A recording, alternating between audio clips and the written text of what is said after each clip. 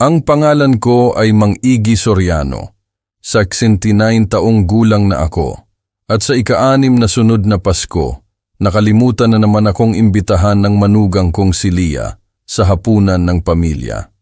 Ngunit sa pagkakataong ito, sa halip na manatiling mag-isa sa bahay na nagkukunwari na hindi ako apektado, gumawa ako ng pinakamabigat na desisyon sa buhay ko.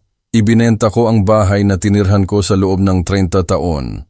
Itinago ko ang pera sa isang bagong bank account, inimpake ko ang mga gamit ko, at naglaho ako nang hindi nagpapaalam sa anak kong si Gabby. Ang hindi nila alam, sa loob ng 6 na taong iyon, ng mga kahihiyan tuwing Pasko, iniipon ko ang bawat paghamak, bawat pagtatanggal, bawat paglimot, hanggang sa tuluyan kong naintindihan na para sa sarili kong pamilya, isa akong taong walang nakakakita. Kaya nagpasya akong maging talagang hindi nakikita. Ngunit ang kwentong ito ay hindi nagsisimula noong gabing Pasko, kung saan nag-iisa na naman ako na nakatanaw sa bintana. Nakikita ang mga ilaw ng lahat ng bahay sa aming kalye, kung saan naghahapunan ng sama-sama ang mga pamilya.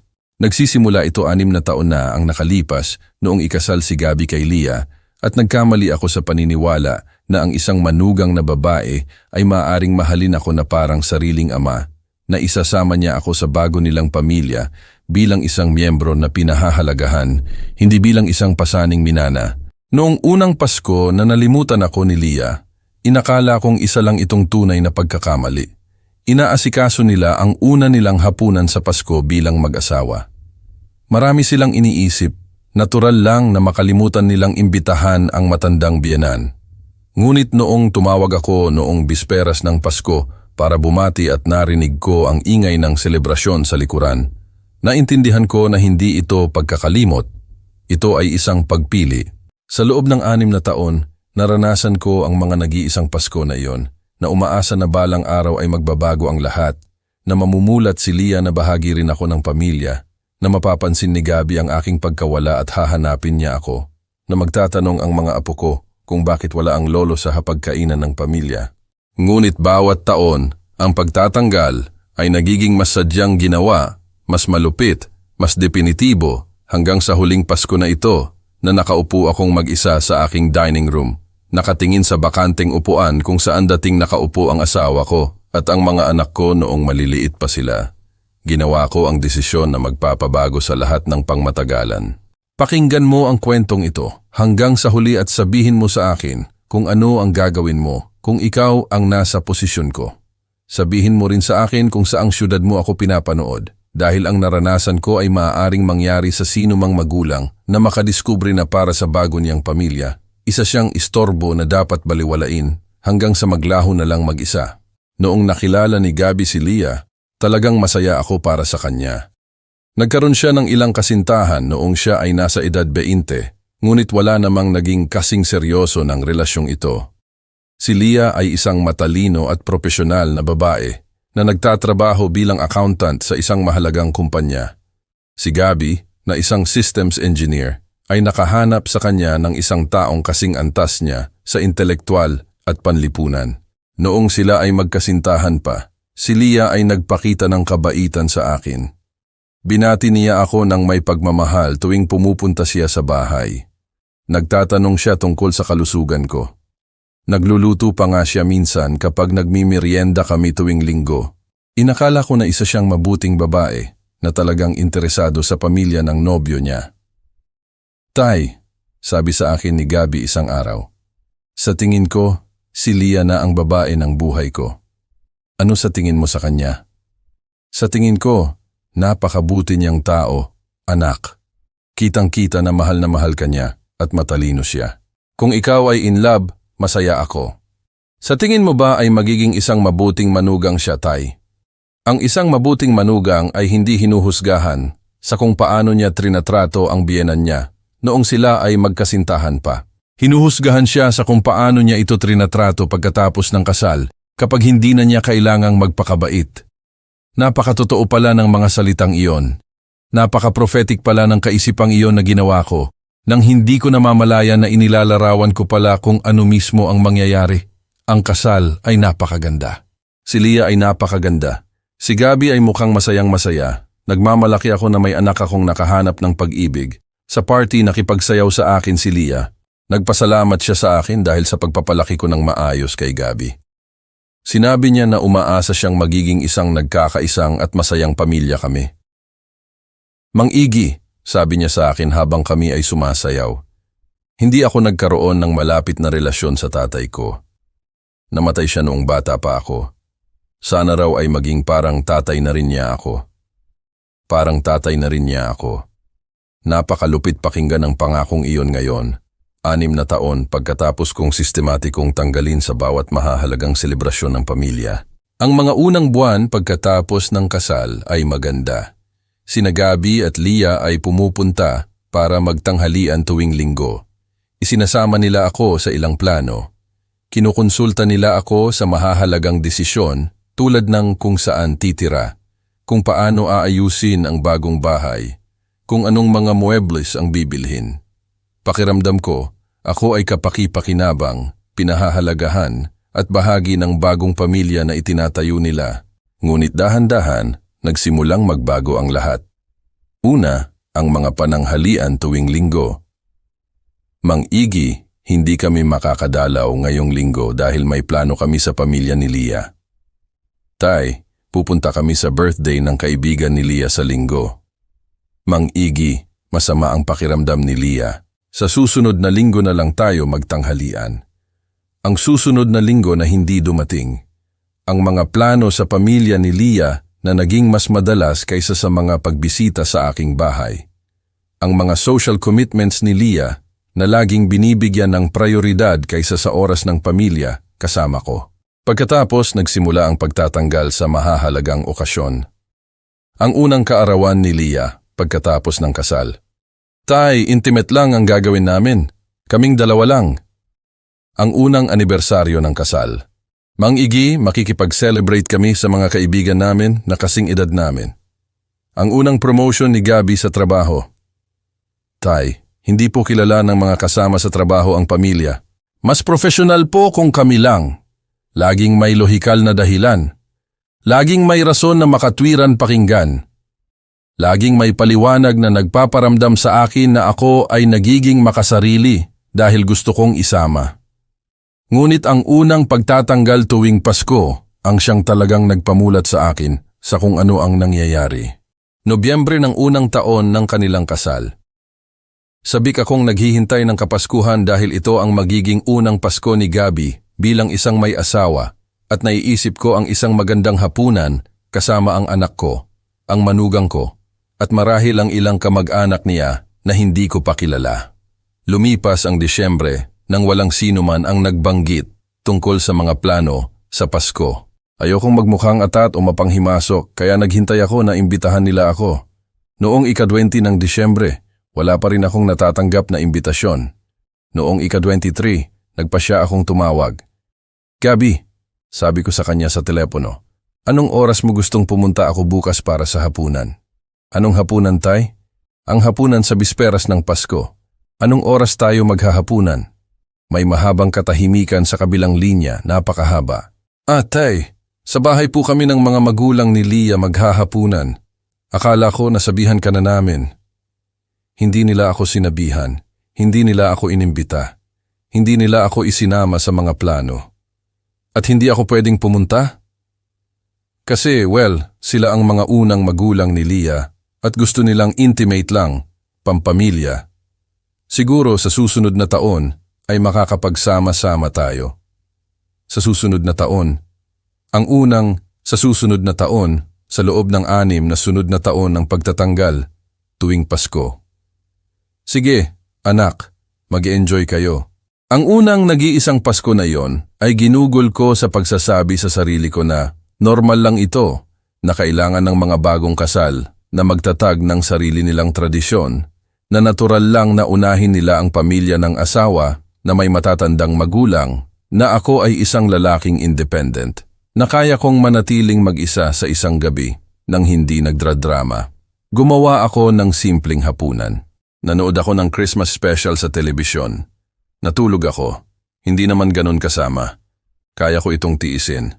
Ang hindi ko alam ay ang unang nag-iisang Pasko na iyon ay isang general rehearsal lamang para sa 5 susunod na darating. Ang pangalawang Pasko ay mas masakit kaysa sa una dahil hindi ko na magagamit ang dahilan na bago pa lang silang kasal na kailangan nila ng family intimacy. Kilala na ni Leah ang buong pamilya ko noong kasal. Kilala ko na ang mga magulang niya sa ilang okasyon. Lahat na kami ay bahagi ng iisang malaking pamilya. Ngunit noong Nobyembre ng pangalawang taon, nang magtanong ako tungkol sa mga plano sa Pasko, parehong sagot ang natanggap ko. Tay, sa bahay po kami ng mga biyenan ulit maghahapunan. Kasi matatanda na po sila at baka ito na ang huling Pasko na makakapag-organisa sila. Ang huling Pasko na makakapag-organisa sila. Isang pahayag na naging mali dahil ang mga magulang ni Leah ay nagpatuloy sa pag-organisa ng Pasko sa sumunod na 4 na taon.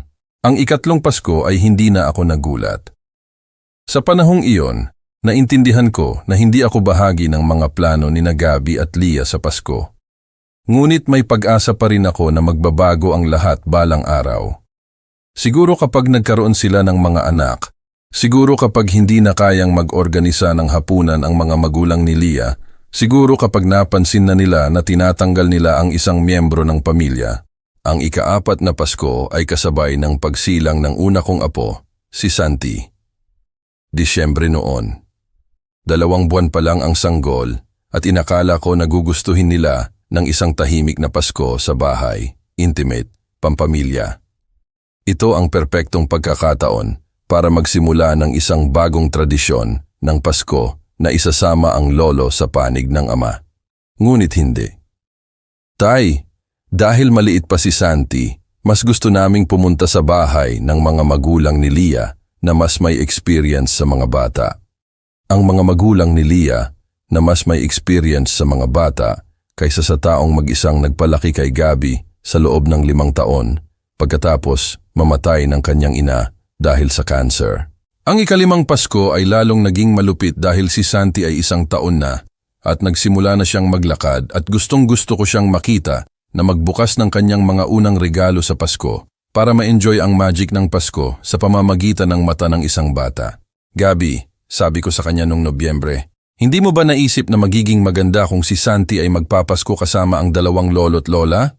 Pwede tayong maghapunan dito sa bahay o sa inyo o hatiin ang gabi sa pagitan ng 2 pamilya. Tay, masyado pang maliit si Santi. Masyado siyang napapagod sa dami ng kilos.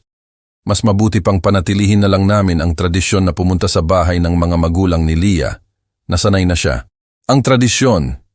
Sa loob ng 5 taon, ang pagtatanggal sa pamilya ng ama ay naging isang sagradong tradisyon na hindi pwedeng baguhin.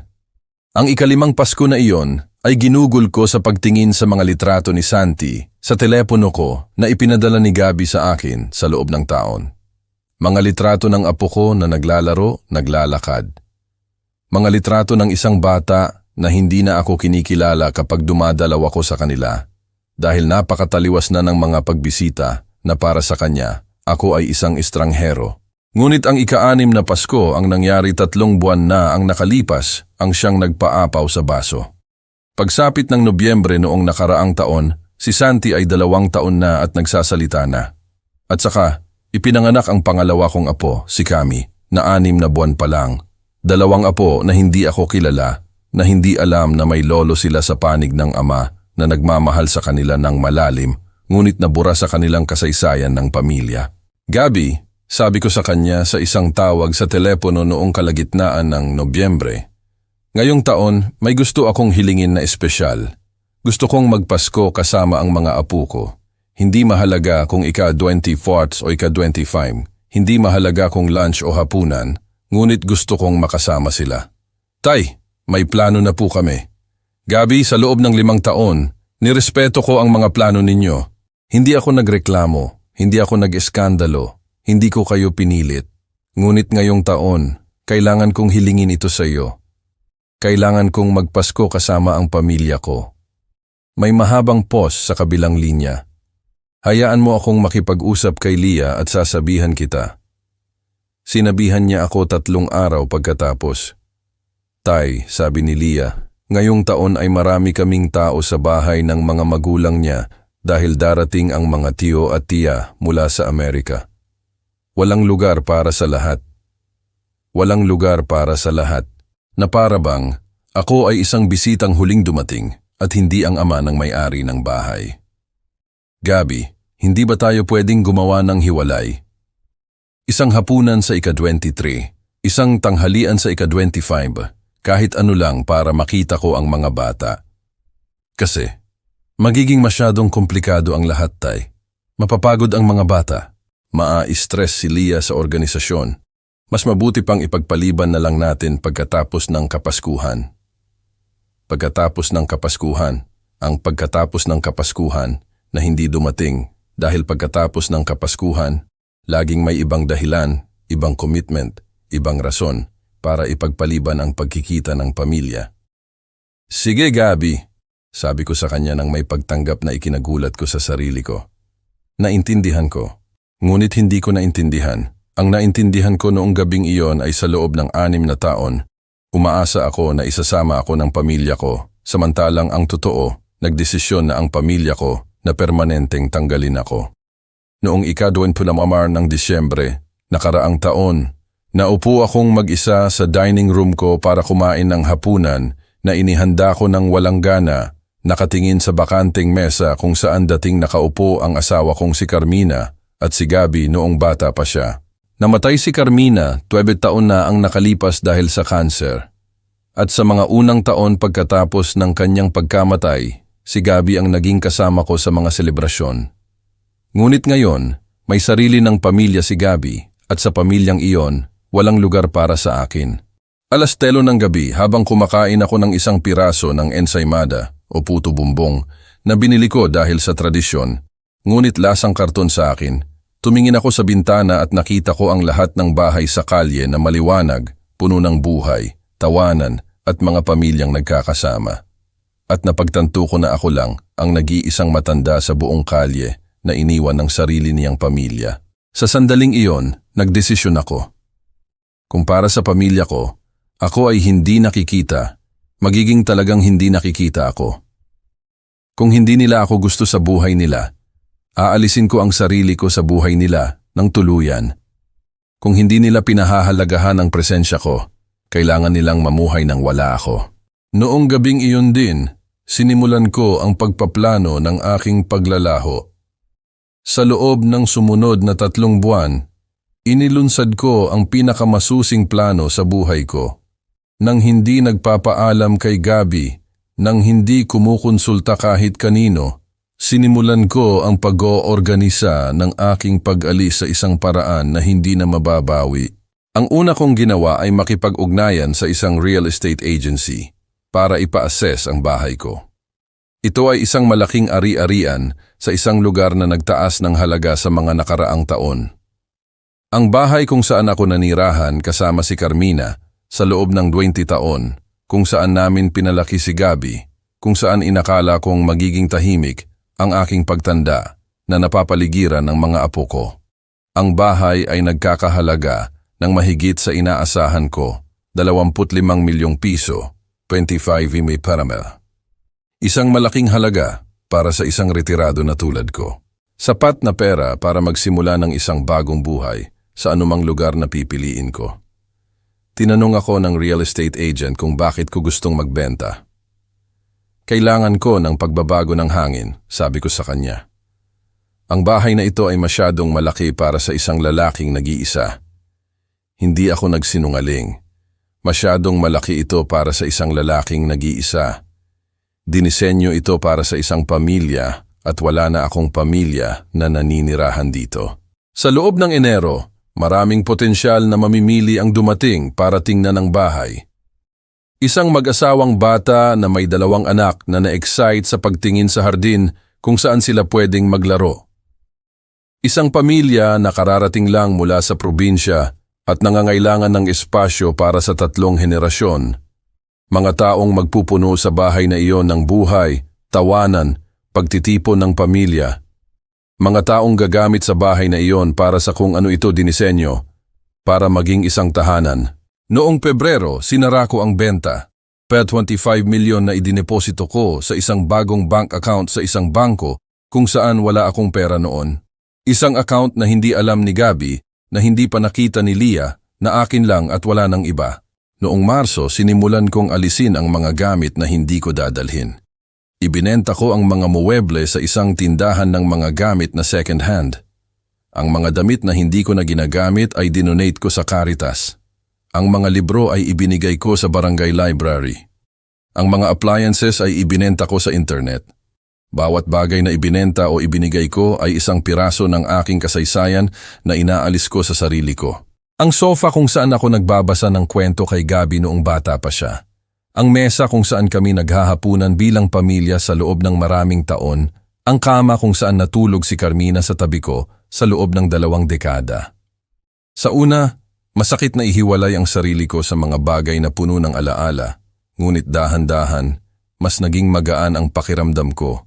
Mas malaya na para bang ang bawat bagay na umalis ay nagdala rin ng bigat ng emosyon na hindi ko na malaya na dinadala ko. Napansin ni Gabby na ako ay kakaiba noong mga paminsan-minsang pagbisita niya sa akin tuwing 15 o 20 araw. Tay, okay ka lang ba? Mukha kang iba. Okay lang ako, anak. Nag-aayos lang ako ng ilang bagay. Hindi ako nagsinungaling. Inaayos ko ang buhay ko para maiwan ko ito. Noong Abril, 2 linggo bago ang nakatakdang petsa para ibigay ang bahay, umuupa ako ng isang maliit na apartment sa Tagaytay. Pinili ko ang syudad na yon dahil gusto ko ito palagi, dahil malayo ito sa Maynila at dahil mayroon itong malaking komunidad ng mga retirado na pumunta roon para magkaroon ng tahimik na pagtanda. Ang apartment ay maliit, ngunit maganda. Isang kwarto, isang living room na pinagsama sa kusina, isang balkonahe na may tanawin ng lawa ng Taal, sapat na para sa isang lalaking nag-iisa na gustong magsimulang muli sa edad na 69. Nag-enroll din ako sa isang lokal na chess club, sa isang grupo ng mga naglalakad at sa isang carpentry workshop, mga aktibidad para panatilihin akong busy, para makakilala ng mga bagong tao, para magtayo ng isang social life na hindi nakadepende sa pamilya na nang iwan sa akin. Noong huling linggo bago ang paglipat, dumalaw si Gabby sa akin at nakita niya ang isang bahay na kalahating bakante na may mga kahon sa lahat ng dako na may isang kapaligiran na hindi na mukhang tinirhan. Tay, anong nangyayari dito? Lilipat ka na ba? Oo Gabby, aalis na ako at maninirahan sa ibang lugar. Saan? Ito ay isang sorpresa.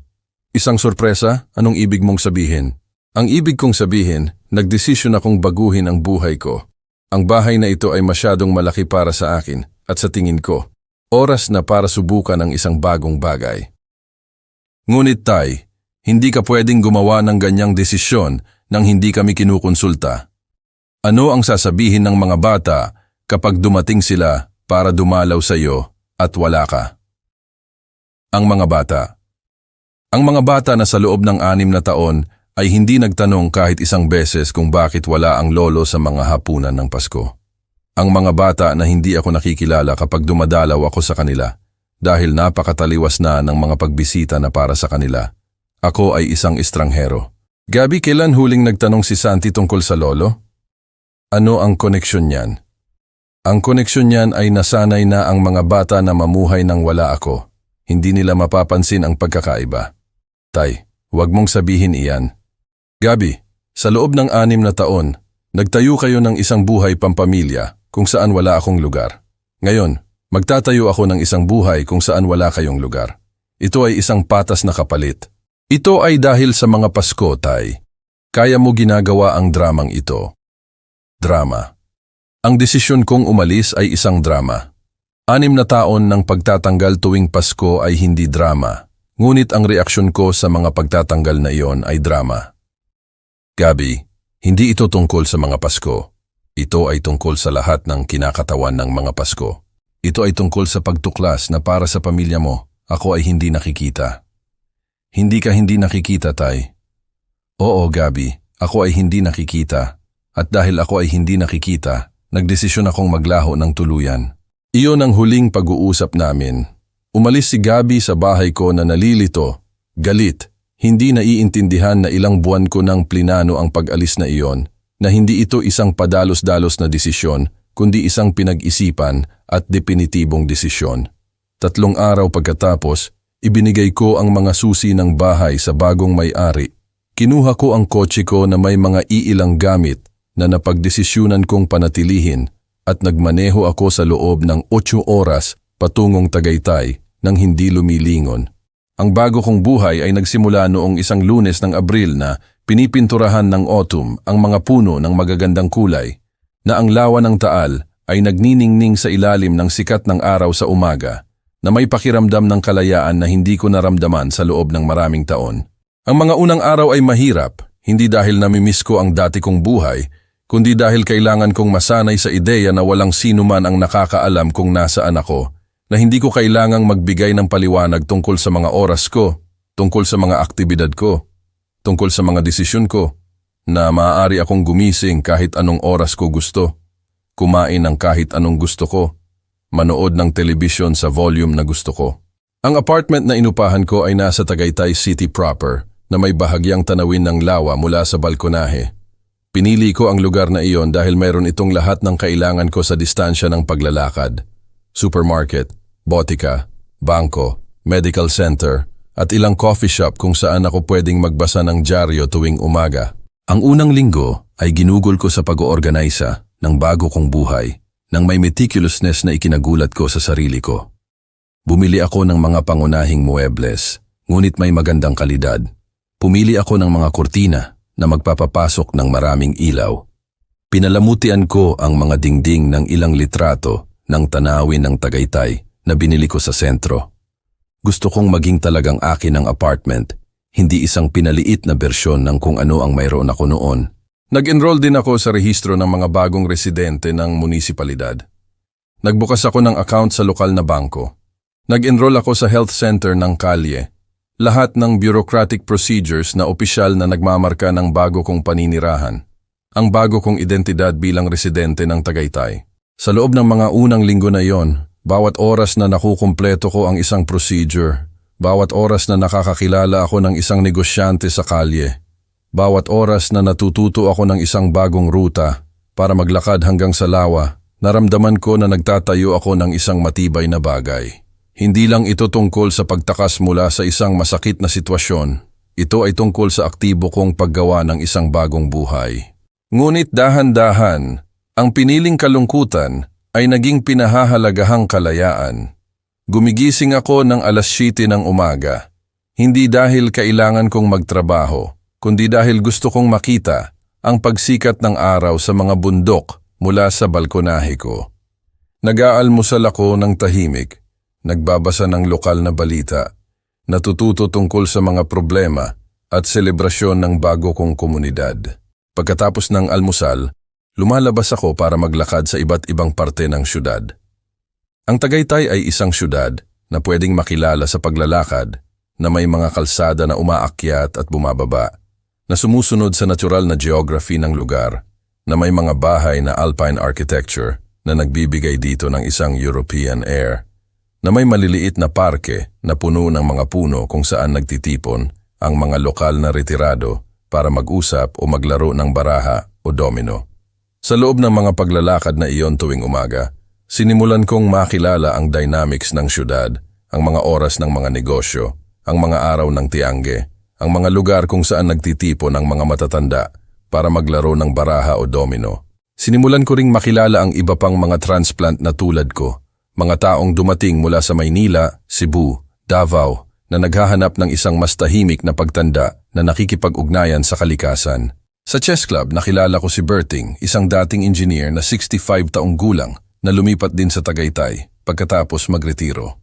Si Berting ay iniwan ng mga anak niya pagkatapos niyang mag-divorce sa pangalawa niyang asawa at nagdesisyon siyang magsimulang muli sa isang lugar kung saan walang sino man ang nakakakilala sa kanyang kasaysayan ng pamilya.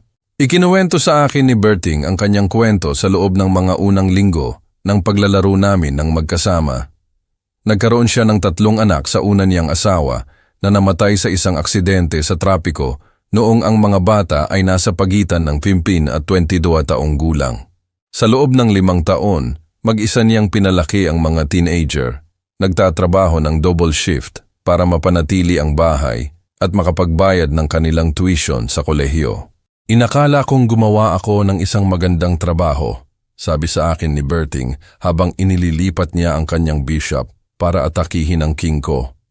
Ang tatlo ay nagtapos, nakakuha ng magandang trabaho, nag-asawa. Nagbigay sila sa akin ng mga apo. Kami ay isang nagkakaisang pamilya o iyon ang akala ko. Ngunit noong nag-asawa ulit si Berting sa edad na 58 sa isang mas batang babae, ininterpret iyon ng mga anak niya bilang isang pagtataksil sa alaala ng kanilang namatay na ina. Hindi nila matanggap na gusto ko pang maging masaya ulit. Gusto nila na maging ang walang hanggang byudo, ang ama na nagsasakripisyo na nabubuhay lang para sa kanyang mga alaala. Ang bagong relasyon ni Berting ay tumagal lang ng 3 taon. Ngunit sapat na iyon para putulin siya ng mga anak niya sa kanilang buhay. Noong nag-divorce ako sa pangalawang pagkakataon, inakala kong babalik sila, na maiintindihan nila na nagkamali ako, na babalik ako bilang ang tatay na dati. Ngunit huli na ang lahat. Nagdesisyon sila na ako ay isang makasarili na inuna ang sarili kong pangangailangan bago ang pamilya. At hindi mo sinubukan na makipagbati? Tanong ko. Sinubukan ko sa loob ng 2 taon. Mga tawag na hindi sinasagot, mga sulat na hindi sinasagot, mga imbitasyon sa birthday na binaliwala, hanggang sa isang araw, naintindihan ko ang naintindihan mo, na hindi ka pwedeng magmakaawa para sa pag-ibig sa mga taong nagdesisyon na huwag itong ibigay sa iyo.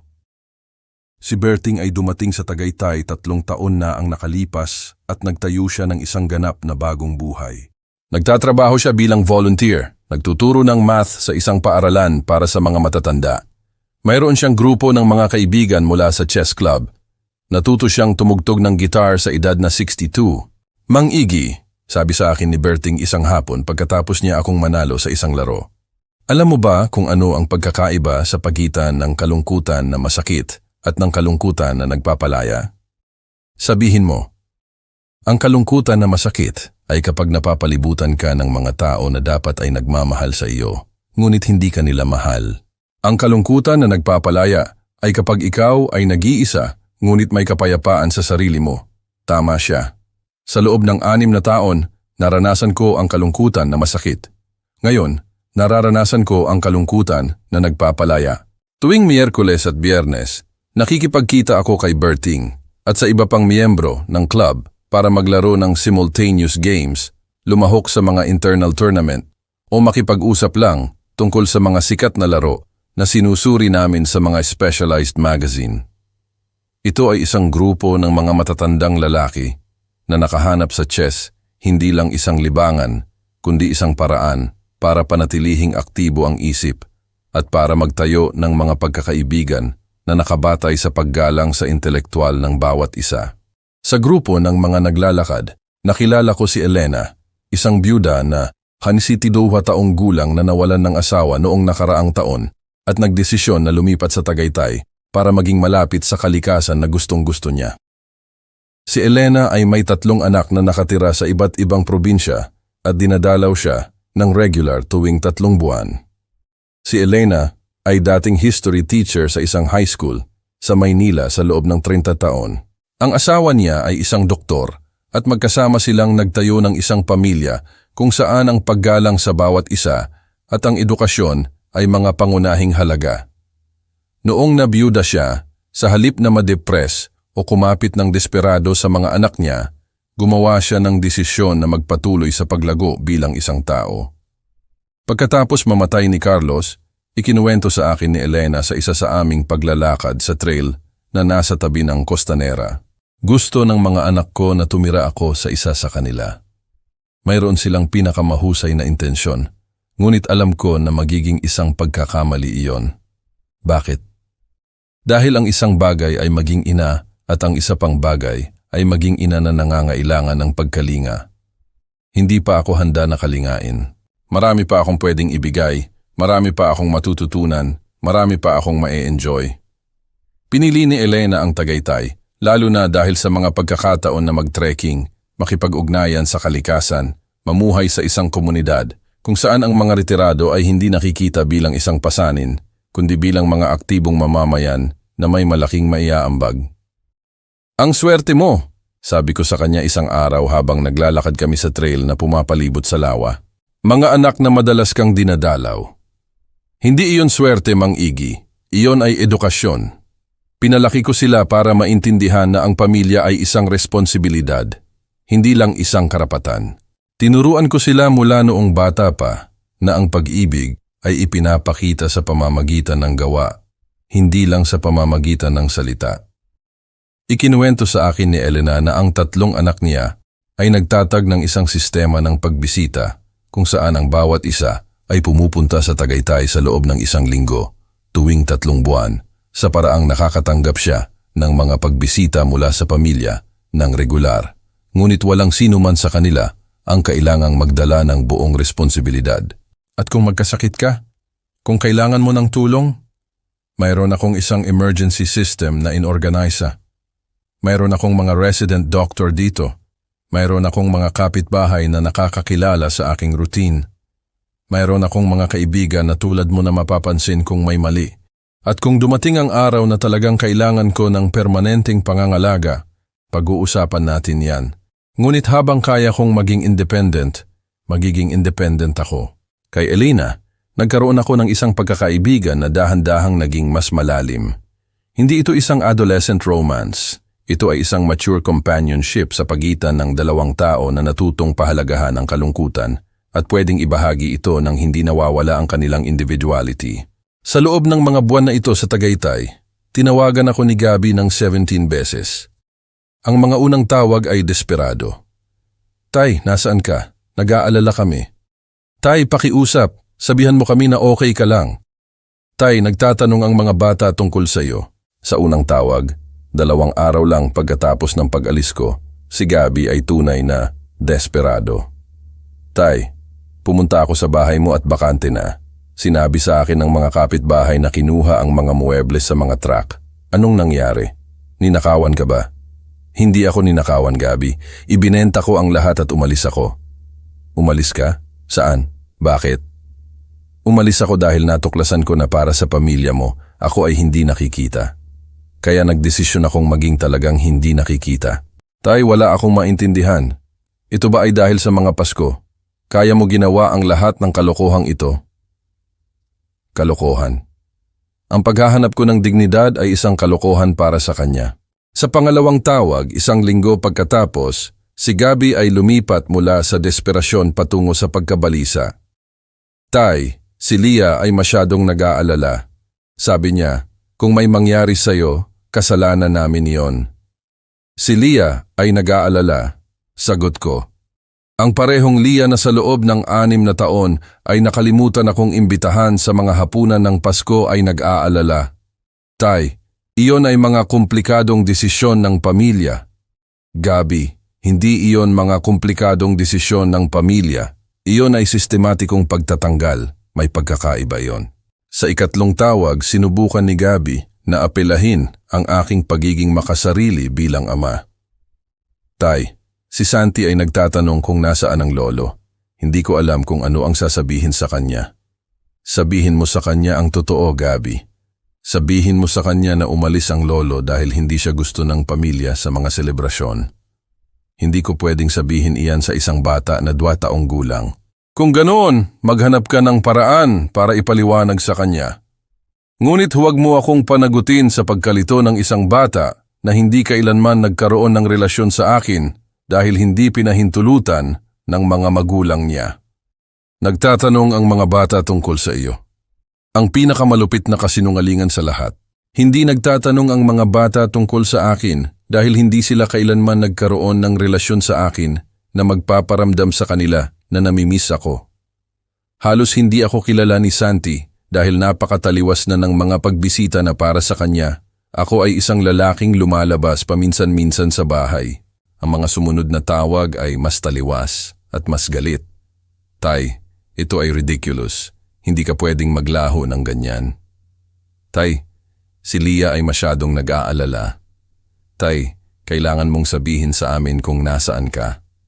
Sa 6 na tawag, lumipat si Gabby mula sa galit patungo sa emosyonal na manipulasyon.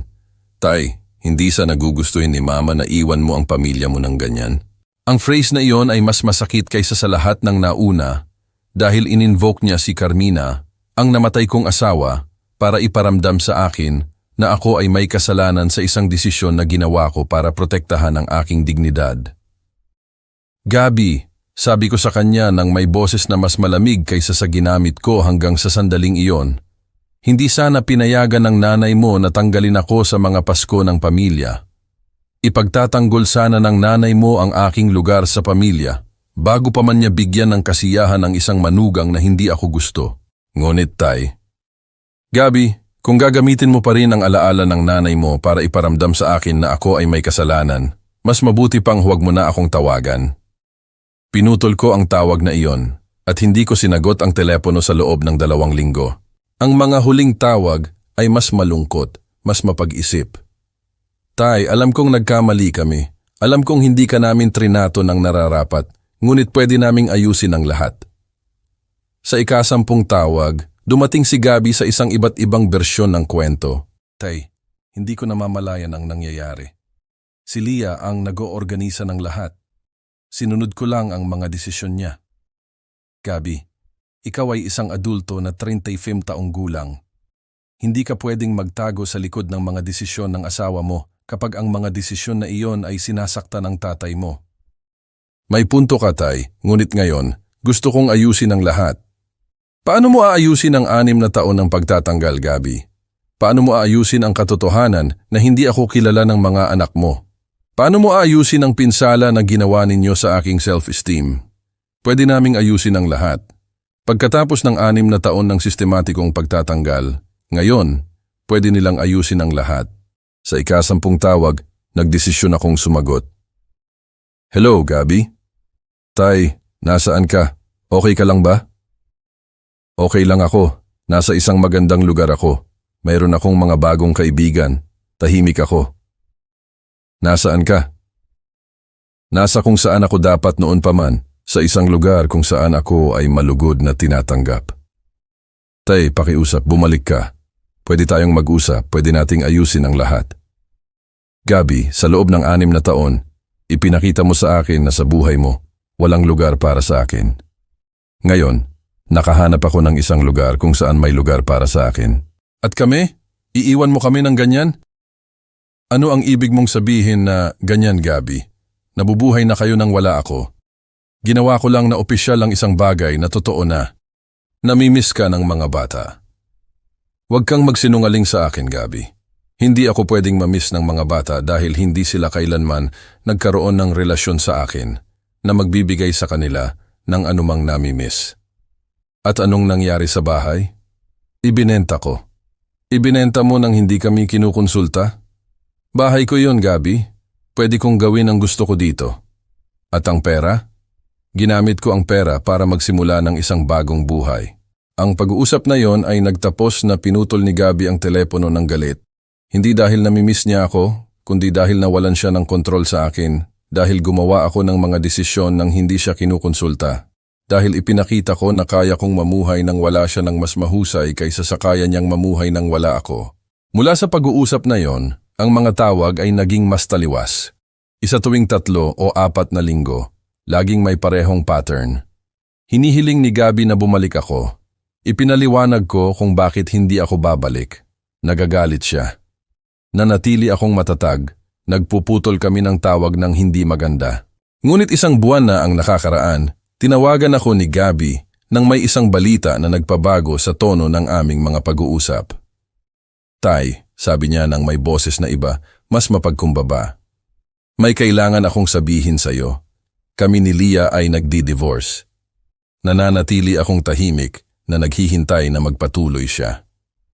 Hindi na maganda ang sitwasyon sa loob ng ilang panahon, simula noong umalis ka. Ang totoo, si Lia ay masyadong galit dahil sabi niya, dahil sa akin, nawala sa amin ang mana sa bahay. Ang mana sa bahay. Hindi mahalaga sa kanya na nawala ang tatay niya, mahalaga sa kanya na nawala ang mana. At saka, nagpatuloy si Gabi. Sabi niya, kung nagawa mong iwanan ang sarili mong pamilya, kaya ko ring iwanan siya. At ano ang sa tingin mo? Sa tingin ko, tama siya sa ilang bagay. Sa tingin ko, napakamasama ng pakikitungo namin sa iyo sa loob ng maraming taon. Sa tingin ko, Kung ipinagtanggol ko sana ang tatay ko ng nararapat, siguro ay magiging iba ang lahat. Ito ang unang pagkakataon sa loob ng 6 na taon na kinikilala ni Gabby na masama ang pakikitungo nila sa akin. Ang unang pagkakataon na inamin niya na pinili niya na bigyan ng kasiyahan ang asawa niya bago niya respetuhin ang tatay niya. At ngayon, ano ang gagawin mo? Hindi ko alam, Tay. Ang mga bata ay maninirahan sa akin sa kalahati ng oras at kay Leah sa kabilang kalahati. Kailangan kong kumuha ng apartment. Ayusin ulit ang buhay ko. At gusto mo na bumalik ako para tulungan ka sa mga bata? Hindi, Tay. Hindi ako tumatawag para hilingin na bumalik ka. Tumatawag ako para humingi ng tawad. Tawad. Pagkatapos ng 6 na taon, humihingi na rin siya ng tawad. Nakikinig ako, Tay. Sa loob ng maraming taon, pinili ko ang ginhawa ng hindi pag-confront kay Leah bago ko ipagtanggol ang lugar mo sa pamilya. Hayaan ko siyang tanggalin ka sa mga Pasko dahil mas madali kaysa makipag-away sa kanya. Hayaan ko siyang maging mag-isa ka dahil ayoko na komplikado ang kasal ko. At ngayon, bakit mo sinasabi ito sa akin? Dahil ngayon na nagdi-divorce na ako, napagtanto ko kung ano ang nawala ko. Napagtanto ko na mali ang pinili ko. Napagtanto ko na ang isang kasal na nangangailangan na iwanan mo ang tatay mo para gumana ay hindi isang kasal na sulit panatilihin. Gabby, hindi ako umalis para mag-divorce ka. Alam ko, Tay, umalis ka dahil hindi namin ibinigay sa iyo ang lugar na nararapat sa iyo at tama ka. Ang pag-uusap na iyon ay iba sa lahat ng nauna. Walang reproaches, walang mga kahilingan na bumalik ako. Walang mga pagtatangka na iparamdam sa akin na ako ay may kasalanan. May pagkilala, may pag-iisip, may isang kapakumbabaan na hindi ko pa narinig kay Gabby simula noong nag-asawa siya. Nagtatanong ba talaga ang mga bata tungkol sa akin? Tanong ko. Si Santi, oo. Si Kami ay masyado pang maliit. Ngunit si Santi minsan ay nagsasabi ng Lolo Iggy kapag nakakakita siya ng mga lolo sa telebisyon o sa kalsada. At ano ang sinasabi mo? Sinasabi ko na umalis ang Lolo Iggy at nanirahan sa malayo, ngunit mahal na mahal ka niya. At ano ang sinasabi niya? Nagtatanong kung kailan ka babalik. At ano ang sinasagot mo? Sinasabi ko na hindi ko alam, ngunit umaasa ako na balang araw. Ang tawag na iyon ay nagpaisip sa akin sa loob ng ilang linggo.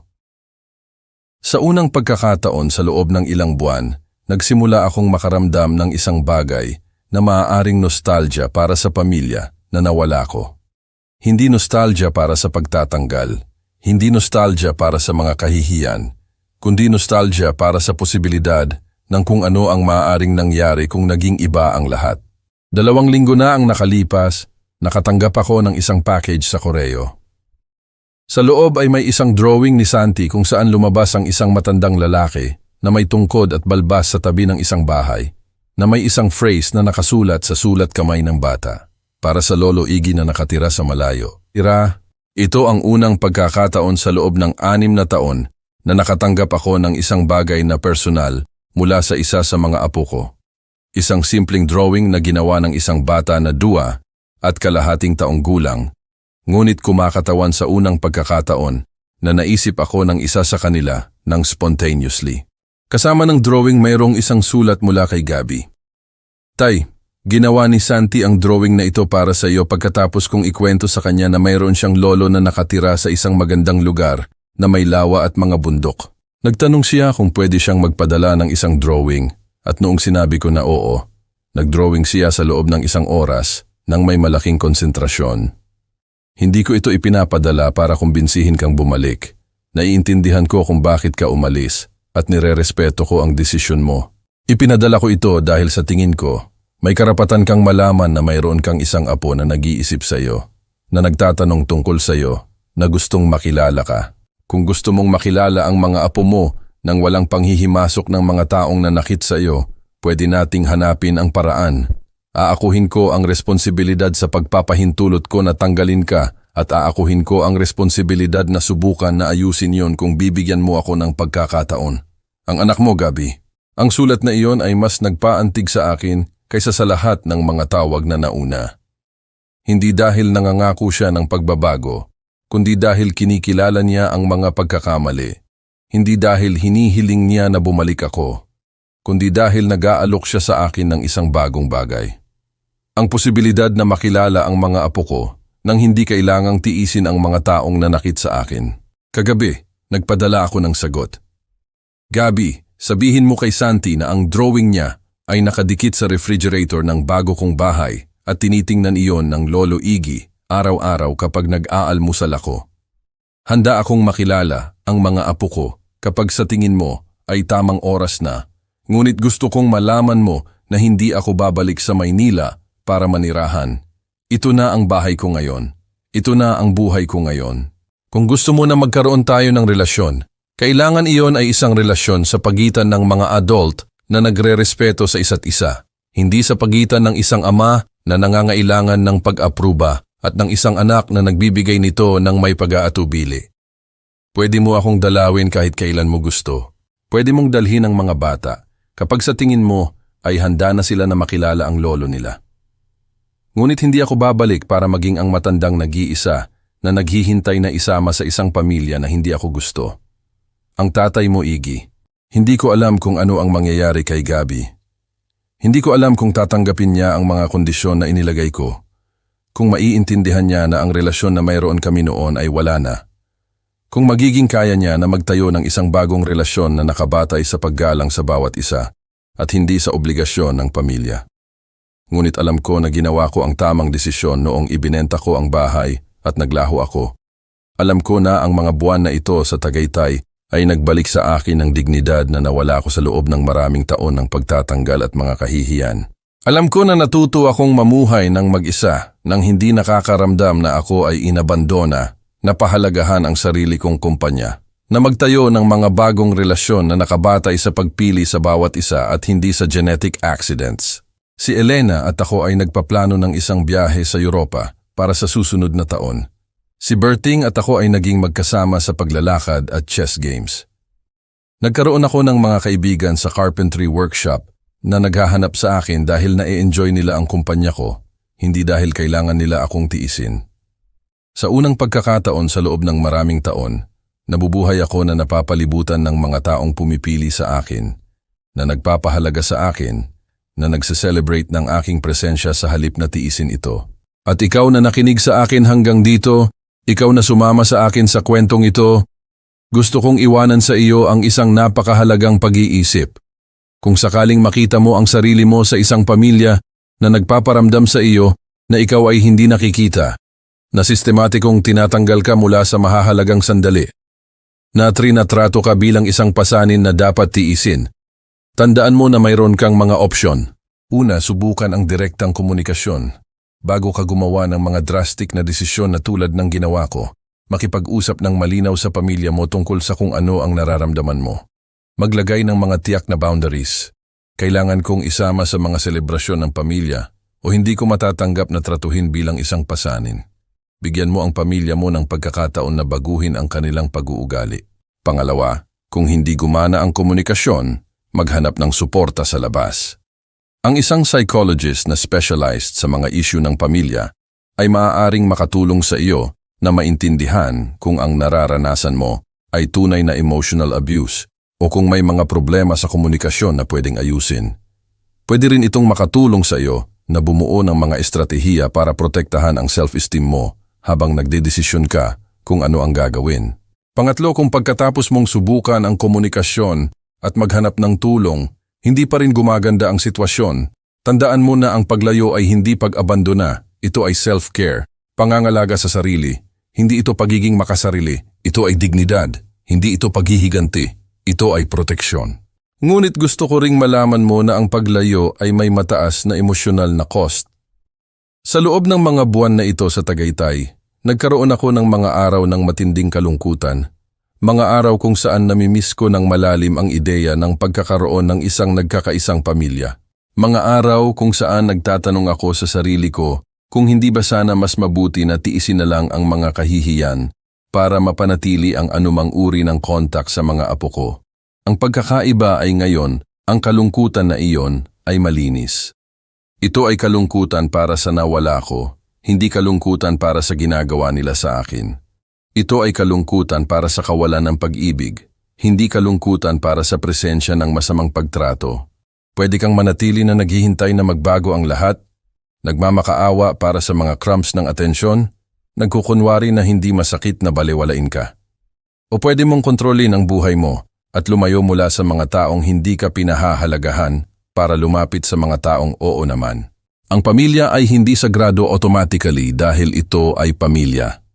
Ang pamilya ay sagrado kapag gumagana ito bilang pamilya, kapag isinasama ka nito, nirerespeto ka, pinahahalagahan ka, pinoprotektahan ka. Kapag hindi nito ginagawa iyon, isa lang itong grupo ng mga tao na nagbabahagi ng apelyido, ngunit hindi nagbabahagi ng tunay na pag-ibig. Gusto ko ring sabihin sa iyo ang isang bagay tungkol sa second chances. Kung may isang tao sa pamilya mo na mapagtanto ang pinsala na ginawa niya sa iyo at gusto niyang tunay na ayusin ang relasyon, isaalang-alang ang pagbibigay ng pagkakataong iyon. Ngunit siguraduhin mo na ito ay isang tunay na pagsisisi, hindi lang guilt dahil sa mga kahihinatnan ng kanilang mga aksyon. Sa kaso ko, humingi ng tawad sa akin si Gabi hindi noong napagtanto niya na nasaktan niya ako, kundi noong napagtanto niya na nawalan siya ng isang mahalagang bagay. May isang mahalagang pagkakaiba sa pagitan ng dalawang uri ng pagsisisi na iyon. Sa edad na 60, 70, 80 taon, may karapatan ka pa rin na maging masaya, na respetuhin, na isama. May karapatan ka pa rin na magsimulang muli kung ang buhay na nabubuhay ka ay hindi ang buhay na nararapat sa iyo. May karapatan ka pa rin na pumili kung sino ang nararapat na nasa buhay mo at sino ang hindi. Ang edad ay hindi isang dahilan para tiisin ang masamang pagtrato. Ang economic dependence ay hindi nagbibigay katwiran sa pagkawala ng emosyonal na dignidad. Ang takot sa kalungkutan ay hindi dapat pilitin kang tanggapin ang toxic na kumpanya. Nakilala ko sa Tagaytay ang 12-dosenang mga matatanda na gumawa ng katulad na desisyon sa akin. Mga taong lumayo mula sa mga dysfunctional na pamilya para magtayo ng mga bagong support system. Mga taong pumili ng dignidad bago ang pagiging bahagi. Mga taong nakadiskubre na pwedeng maging masaya sa anumang edad kung mayroon kang tapang na ipagtanggol ang sarili mong well-being. Hindi lahat ay may economic luck na mayroon ako na makapagbenta ng bahay at lumipat sa ibang syudad. Ngunit lahat ay may option na maglagay ng mga boundaries, maghanap ng suporta, makahanap ng mga komunidad na nagpapahalaga sa kanila, magtayo ng mga bagong relasyon na mas kasiya siya kaysa sa mga relasyon ng pamilya na nananakit sa kanila. Ang pagtatanggal tuwing Pasko na naranasan ko sa loob ng 6 na taon ay hindi lang tungkol sa hapunan noong 24 ng Disyembre. Ito ay tungkol sa isang bagay na mas malalim. Tungkol sa lugar ko sa buhay ng pamilya ko. Tungkol sa halaga ko bilang isang tao. Tungkol sa karapatan ko na mahalin at respetuhin. Ito ay tungkol sa pagkakaiba sa pagitan ng tiisin at ipagdiwang. Sa pagitan ng isama, dahil sa obligasyon at hanapin, dahil sa pag-ibig. Noong naintindihan ko na ang lugar na iyon, ang halaga na iyon, at ang karapatan na iyon ay sistematikong ipinagkait sa akin, ginawa ko ang pinakamatapang na desisyon sa buhay ko. Ang piliin ang aking dignidad bago ang pangangailangan ko na maging bahagi ng pamilya. Hindi ko alam kung darating si Gabi para dalawin ako kasama ang mga apo ko. Hindi ko alam kung magagawa naming magtayo ng isang bagong relasyon na mas mahusay, ngunit alam ko na kung ang relasyon na iyon ay matatayo, iyon ay dahil pinili niya na itayo iyon, hindi dahil nagmakaawa ako para dito. Ikwento mo sa akin kung ano ang sa tingin mo sa kwento ko at sabihin mo sa akin kung saang syudad mo ako pinakikinggan, dahil sa huli, ang pinakamahalaga ay hindi ang isama sa isang pamilya na hindi ka gusto, kundi ang makahanap ng isang pamilya na gusto ka, kahit na kailangan mong itayo ang pamilya na iyon mula sa simula. Ang 6 na nag-iisang Pasko na iyon ay masakit ng malalim sa akin, ngunit nagturo sa akin ng isang bagay na walang katumbas. Na kaya kong mamuhay nang wala ang pag-apruba ng iba. Na kaya kong maging masaya nang hindi nakadepende sa emosyonal na pagiging mapagbigay ng aking biological family. Na kaya kong magtayo ng isang bagong buhay sa anumang edad kung mayroon akong tapang na iwanan ang buhay na nananakit sa akin. At ang aral na iyon, gaano man kasakit na matutunan, ay sulit sa bawat luha na iniyak ko sa mga nag-iisang hapunan ng Pasko na iyon.